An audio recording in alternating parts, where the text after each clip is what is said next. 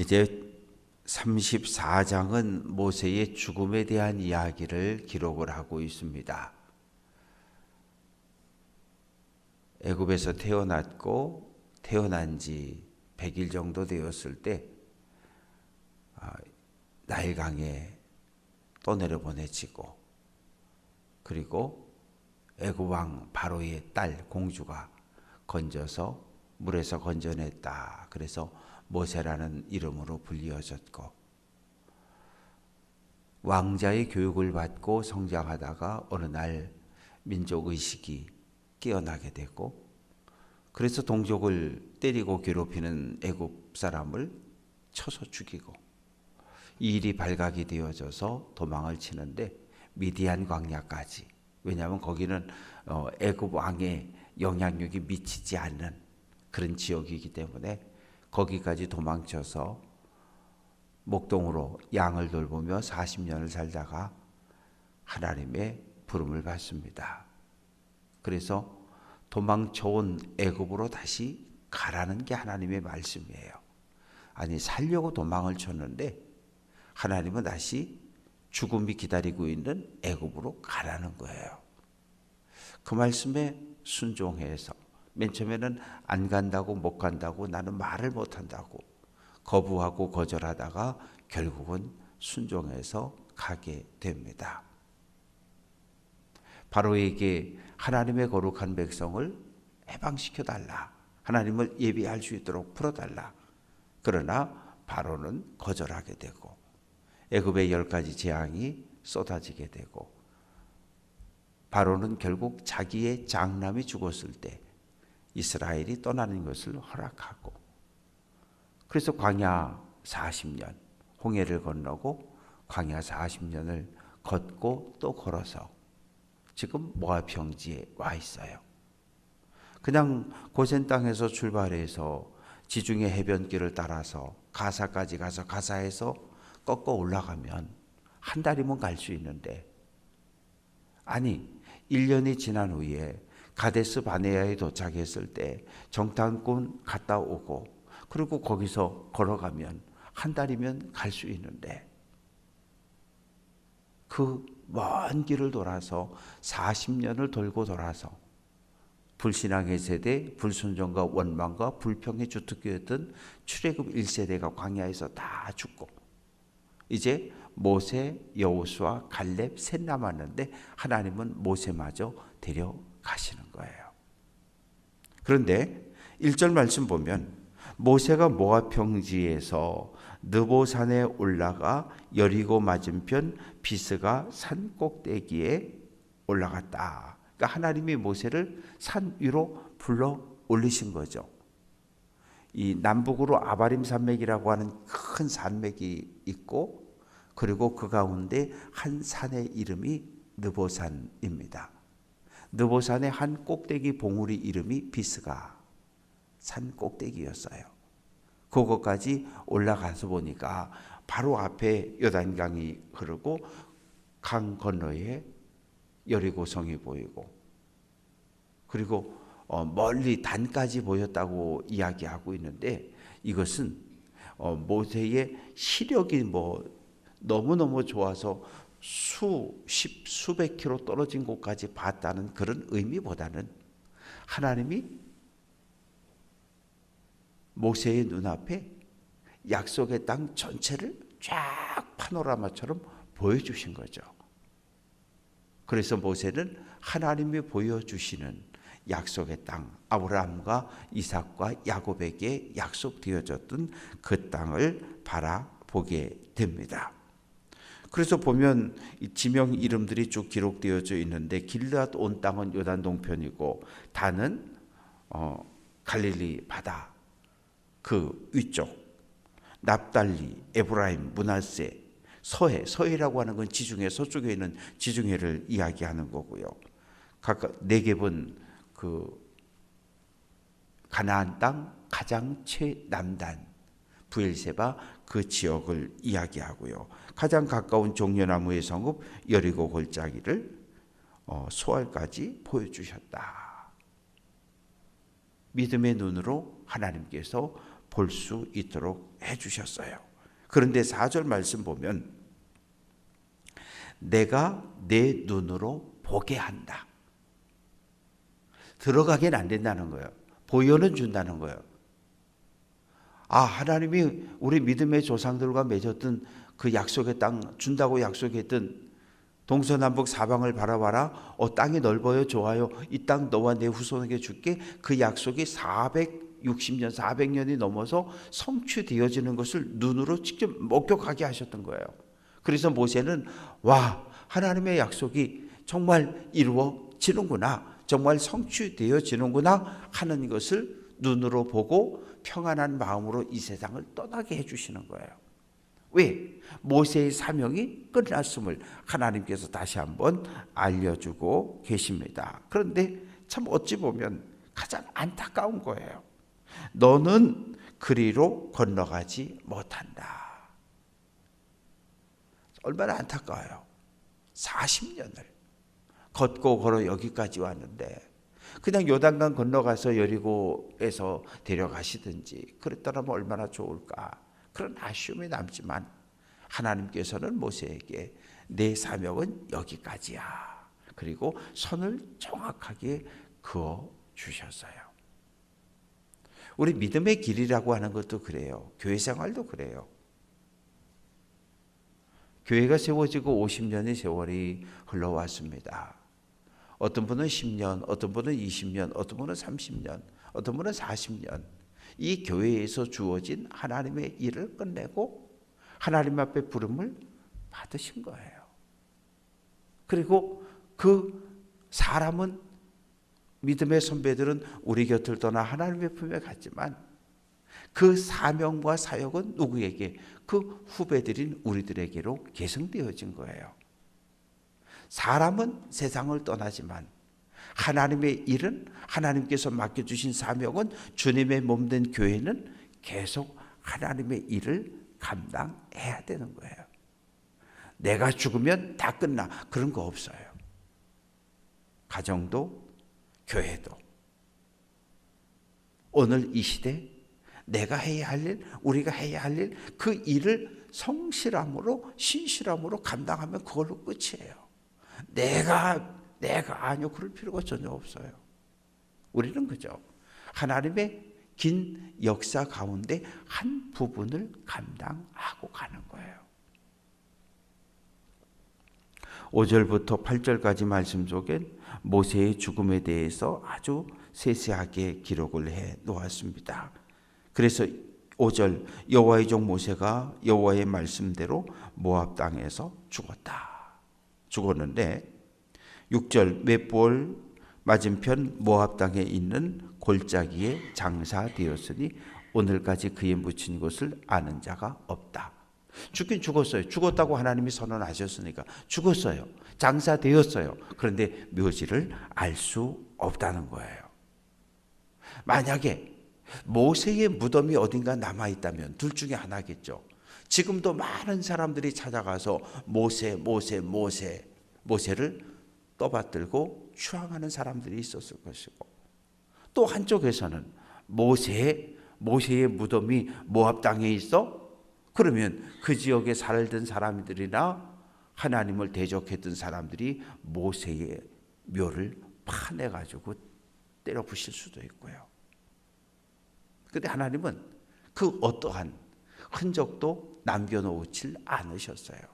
오늘 우리가 살아가는 이 세상을 한번 생각해 봐요. 조그만 이름 있는 사람들, 죽은 지 벌써 40년, 50년이 지났는데도 탄신 100몇 주년, 아무개 탄신 몇 년, 이러면서 지금도 우리는 기억하고 떠받들고 있잖아요. 그런데 만약에 출애굽의 지도자 모세의 무덤이 어디에 있다? 그러면 전 세계 기독교인들에게 최고의 성지 순례의 장소가 될 수 있겠죠. 그리고 아마도 모세교라고 하는, 모세를 교주로 해서 따르는 하나의 교회 교파가 또 분명히 세워질 수 있었을 거예요. 그래서 하나님은 그 어떠한 정치적, 종교적 그 어떤 영향력도 더 확산되는 것을 원치 않으셨어요. 그래서 모세를 데려가셨는데 무덤이 어디에 있는지 아무도 몰라요. 7절 말씀 보면 모세가 죽을 때 나이 120세였으나 그의 눈이 흐리지 아니하였고 기력이 쇠하지 아니하였다. 눈이 흐리지 않았다라고 하는 이 표현은 무엇입니까? 아직 건강하다는 얘기예요. 아직 일할 수 있다는 얘기예요. 하나님의 뜻을 분별할 수 있다는 거예요.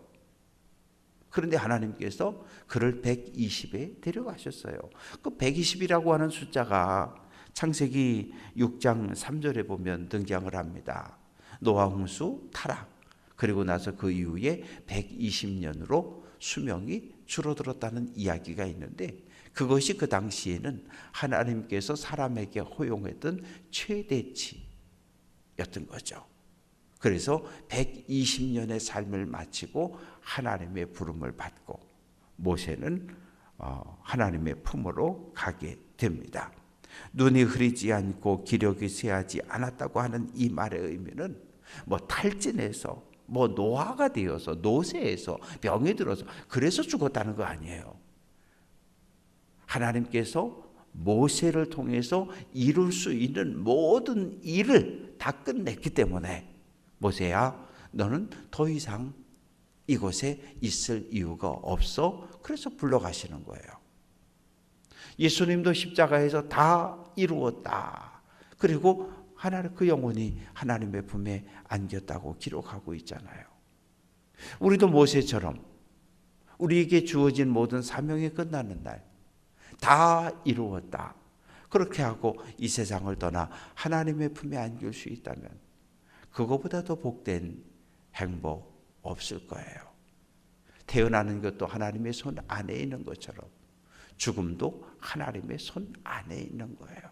내가 죽고 싶을 때 하나님 나를 언제 좀 데려가시지요. 그래서 가는 거 아니고요. 하나님께서 나를 부르시면 가는 거예요. 근데 그것이 언제일지는 아무도 알 수가 없어요. 그래서 8절 말씀 보면 30일 동안 모세를 위해서 추도하고 추모하고 그리워하는 시간을 갖게 됩니다.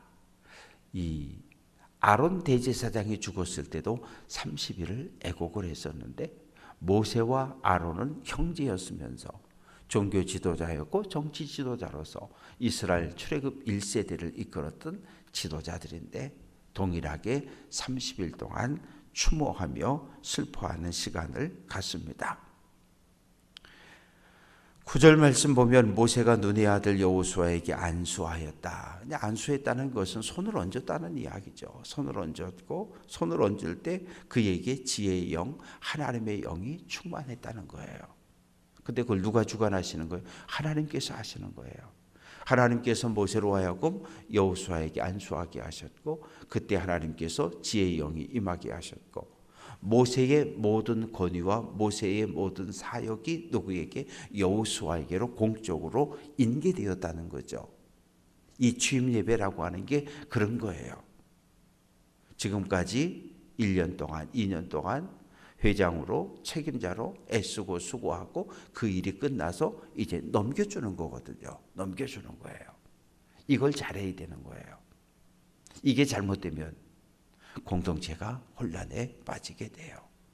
그래서 하나님께서 주관하시고 모세가 여호수아에게 모든 사역과 사명을 계승시켰고 그것을 어떻게 합니까? 모든 백성들이 여호수아의 말에 순종하게 되는 거예요.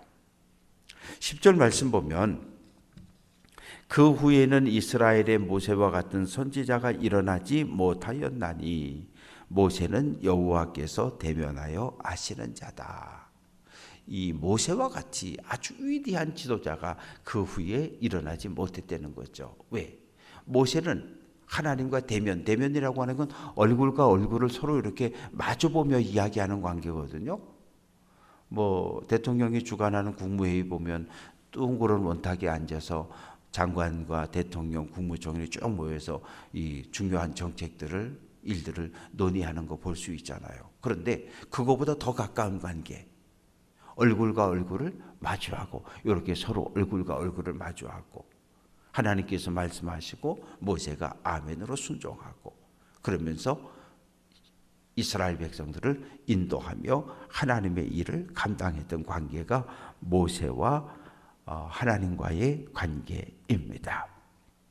이것은 누구의 평가입니까? 하나님의 평가예요. 하나님이 보실 때 그랬다는 거예요. 사람이 볼 때가 아니라 이 철저하게 판단의 기준은 하나님이셔요. 하나님의 판단, 하나님이 판단하실 때 정말 중요한 건 하나님의 판단이에요.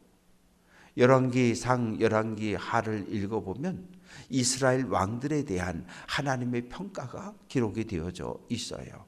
다윗, 하나님이 보시기에 선한 왕이었다. 솔로몬, 처음에는 하나님 보시기에 선한 왕이었는데 노년에 우상 숭배하고 온갖 그 이방 신들의 산당을 갖다 줘놓고 이스라엘 전체를 타락으로 몰고 갔던 악한 왕이었다. 이런 평가는 누가? 하나님이 하는 거예요. 왜? 백성들이 할 때는 평가의 기준이 달라요. 선지자가 할 때는 평가의 기준이 달라요. 백성들의 눈으로 볼 때는 왕이, 대통령이 우리 배불리 먹고 잘 살게 해주면 그 왕은 최고의 왕이에요. 그러나 선지자의 눈, 믿음의 눈으로 볼 때는 왕이 하나님을 철저하게 순종했는지, 신뢰했는지, 말씀에 순종했는지, 그거가 중요한 거예요. 경제적으로 잘 살고 잘 먹고 군사력이 강해지고, 그거 둘째 문제예요. 사람의 기준과 하나님의 판단의 기준은 전혀 달라요. 우리는 하나님의 눈을 의식하며 살아야 해요. 사람의 눈이 아니라 하나님의 눈, 하나님의 판단, 하나님의 시선을 늘 우리는 의식하며 코람데오의 삶을 살아가야 합니다. 그래서 11절, 12절 말씀 보면 모세가 했던 모든 사역에 대한 이야기가 기록이 되어져 있습니다. 바로왕 앞에 가서 서서부터 시작해서 하나님이 허락한 능력, 하나님의 능력을 행했던 수많은 일들, 그 일로 인해서 출애굽 놀라운 역사를 이끌었던 그 일들에 대한 이야기가 11절과 12절 말씀에 기록이 되어져 있습니다. 말씀을 정리합니다. 출애굽의 지도자 모세가 120세에 이제 사명을 끝내고 하나님의 부름을 받습니다. 우리는 100세 시대를 이야기하는 시대를 살아가고 있어요. 우리에게 하나님의 나라에 갈 수 있는 시간이 조금씩 가까이 다가오고 있는 거죠. 하나님께서 우리를 부르시는 그날까지 말씀을 붙잡고 하나님의 말씀에 순종하며 믿음의 길을 잘 달려갈 수 있는 귀한 성도들 될 수 있기를 바라고, 또한 모세가 120에 하나님의 부름을 받았지만 기력이, 힘이 남아 있었고, 그리고 하나님의 뜻을 분별할 수 있는 눈이 열려져 있었어요. 그러나 사명이, 사역이 끝났을 때 하나님께서 데려가시는 거예요. 모세는 거기에도 아멘한 거예요. 네, 하나님의 부름에 순종하겠습니다. 하나님의 말씀엔 아멘만 있어요. 하나님의 말씀엔 순종만 있어요. 아니, 하나님 내 생각, 아니요, 내 생각은 필요하지 않아요. 하나님의 뜻을 이루는 것이 중요하지, 내 생각과 내 경험, 아니요, 이거 필요하지 않아요. 신앙생활은 내 생각을 내려놓는 것이고, 신앙생활은 내 뜻을 꺾는 것이고, 하나님의 뜻을 내 뜻으로 받아들이는 것, 이것이 믿음입니다. 모세는 후계자를 세웠어요. 여호수아를 후계자로 세워서 이제 내일부터 여호수아 가면 이제 전쟁을 준비하게 되는 거예요. 저도 우리 교회를 영원토록 책임질 수 있는 사람은 아니에요. 저에게 주어진 시간은 7년. 그러면 또 다음 목사님에게 잘 인수인계를 해주는 것이 중요하죠. 여러분들도 마찬가지예요. 오늘 우리에게 주어져 있는 나의 사명을 잘 마치고 또 다른 믿음의 후계자들에게 그 사역을 넘겨줄 수 있어야 돼요. 그래서 사람은 떠나서 하나님의 품에 안기지만 하나님께서 우리 교회에 맡겨주신 사역과 사명은 영원히 가는 거예요. 주님 다시 오시는 그날까지. 바라고 소망하는 것은 오늘 한 날 말씀을 마음판에 새기고 하나님을 의식하며 믿음의 길을 잘 달려갈 수 있기를 주님의 이름으로 축원합니다.